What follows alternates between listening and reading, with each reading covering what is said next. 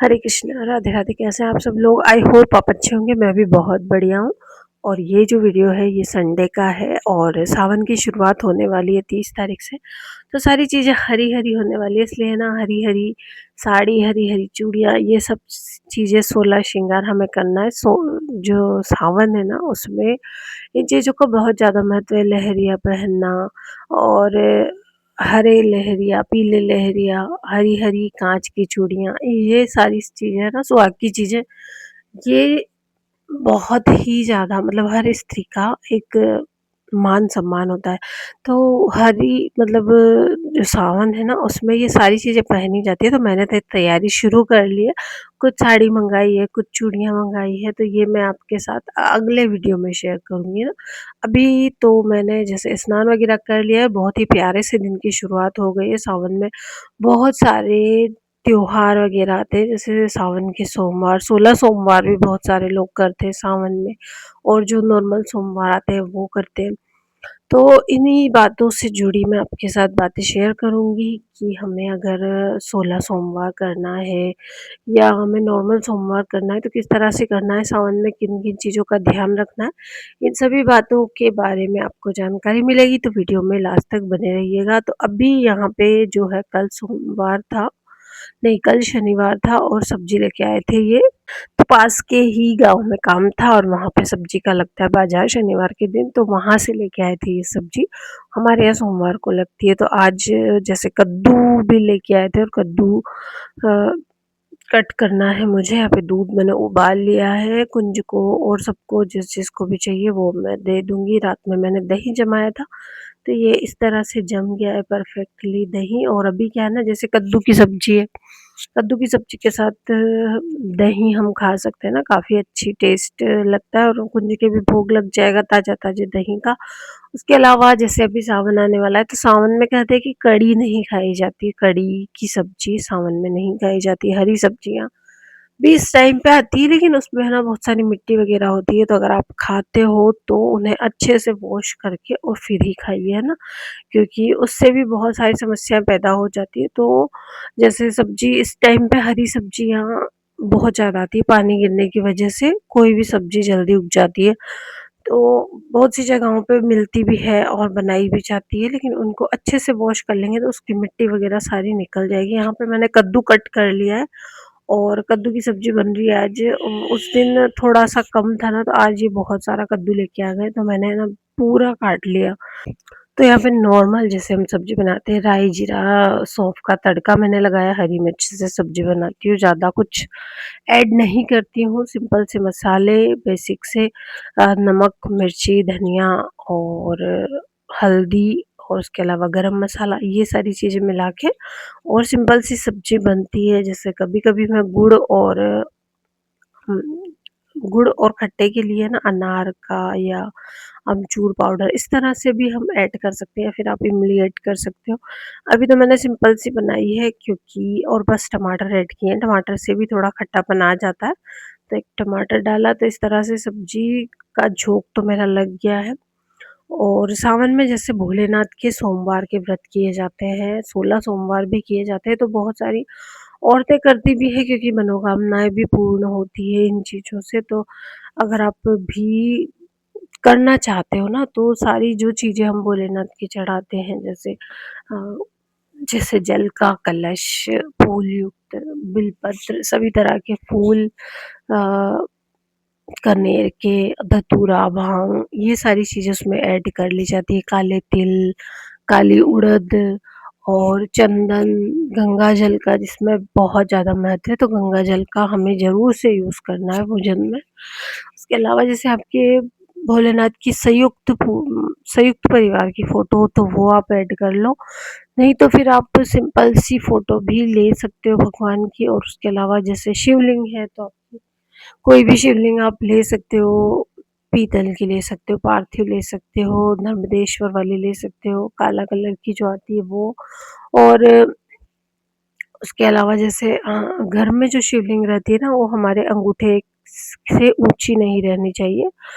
तो अगर आपके पास मतलब अगर आप लेना चाहते हो ना, तो ये चीज़ का ध्यान रखिए कि आपकी जो अंगूठे की ल चौड़ाई होती है ना, ऐसे नीचे रखने के बाद, उससे ऊँची शिवलिंग घर में नहीं रखी जाती है। या तो फिर आपके पास हो भी ना, तो आप बाहर जैसे छत पे अगर कोई पौधे वगैरह आपके लगे हुए हैं, तो आप उनमें विराजित कर दीजिए और वहीं पे आप पूजन कर सकते हो। और अगर आप में नहीं है, आप लेना चाहते हो, तो इस चीज़ का आप ध्यान रखिए, क्योंकि ज़्यादातर बड़ी जो शिवलिंग होती है ना, वो मंदिरों में ही उनकी पूजन होती है। घर पे इतनी ऊँची शिवलिंग की पूजन नहीं की जाती। और यहाँ पे मैं अब कट कर रही हूँ सलाद, तो मैंने खीरा कट कर लिया, अमरूद कट कर लिया और उसके अलावा टमाटर, काली मिर्ची और जीरा, सेंधा नमक, ये सारी चीज़ें डाल के मैंने सलाद टाइप बना लिया। तभी मेरी पूजन हो जाएगी, तब तक मैं मतलब पहले तो मैं कुंज के इनका भोग लगा दूँगी और उसके बाद जैसे जाए या फिर मैं इसको खा लेंगे, है ना?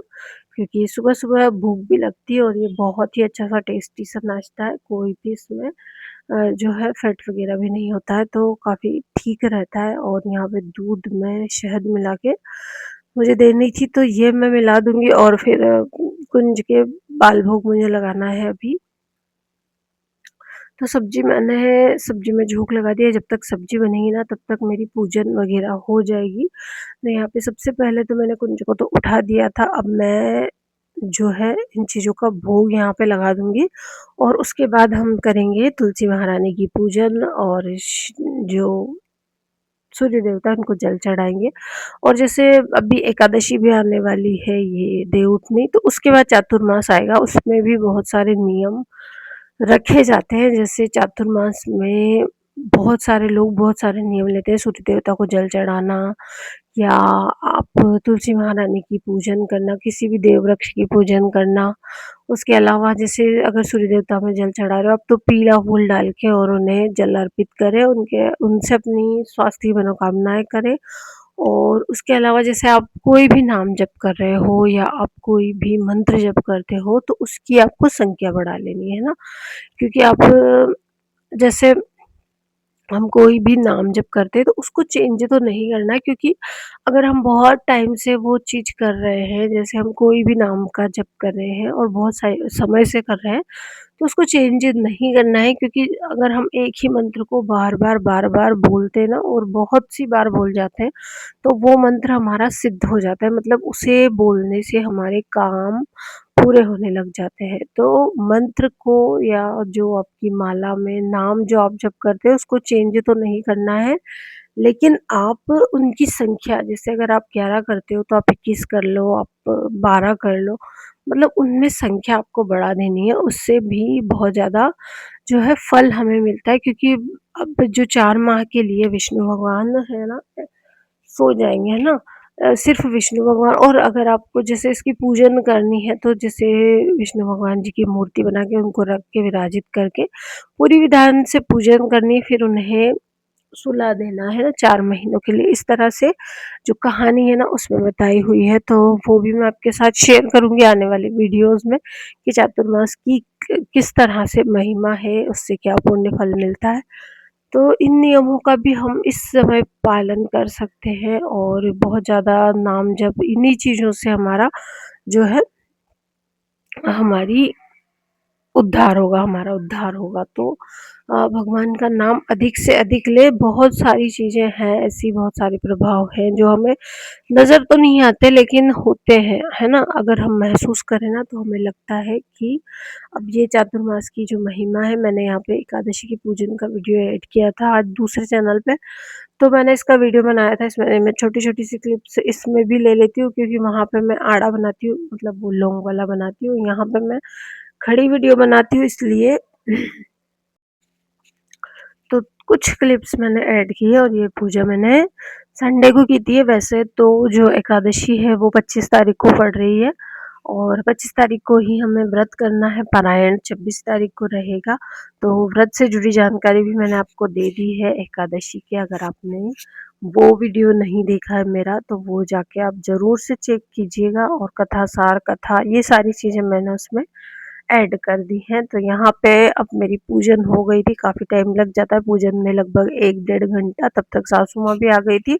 तो उन्होंने ना, मैंने जैसे आटा नहीं लगाया था सब्ज़ी बनाने के बाद, तो वो आटा लगाने लग गई थी, क्योंकि मैंने आपको बोल रखा है कि बहुत ही ज़्यादा जल्दी होती है हमारे।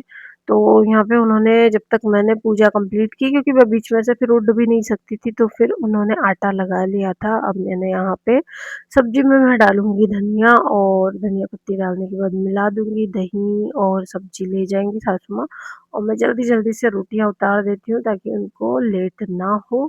क्योंकि यहाँ पे क्या हो रहा है ना, कि बारिश भी नहीं हो रही है अभी, मतलब सूखा हो रहा है ना खेत में, तो वहाँ पे जैसे अभी अगर बारिश होने लगेगी तो फिर जाना थोड़ा-सा मुश्किल होगा, इसलिए जल्दी-जल्दी से काम खत्म। और फिर 3 बजे ना मैं भी जाती हूँ खेत पे, तो थोड़ा बहुत मैं हेल्प करवा देती हूँ, तो इसलिए ना शाम का रूटीन भी मेरा आ नहीं रहा है अभी 2-4 दिन से। और सिलाई भी इतनी रखी हुई है ना कि मैं आपको क्या ही बताऊँ, उसको भी मैं थोड़ा-थोड़ा सा टाइम दे रही हूँ, मतलब इतने कामों में उलझ रही हूँ ना मैं, मतलब इतने काम मैंने खुद ने लिए हैं इसलिए। पर ठीक है, क्योंकि भगवान से हम कभी-कभी इन चीज़ों के लिए है ना माँगते हैं कि भगवान मेरे साथ ऐसा हो जाए, मेरी कुछ सिलाई अच्छी चलने लग जाए इस तरह से, और फिर जब होने लगता है तो फिर हमें वो चीज़ थोड़ी-सी बर्डन लगने लगती है। तो ऐसा नहीं करना चाहिए, अगर भगवान ने हमें दिया है ना, तो हमें उसे पूरी ईमानदारी से करना चाहिए।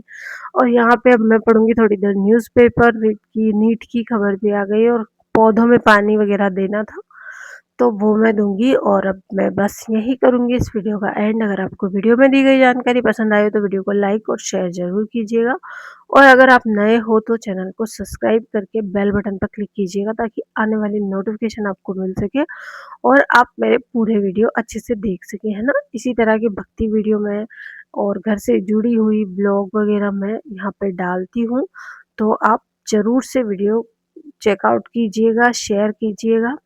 मिलते हैं अगले वीडियो में, तब तक के लिए सभी को राधे राधे, जय श्री कृष्ण।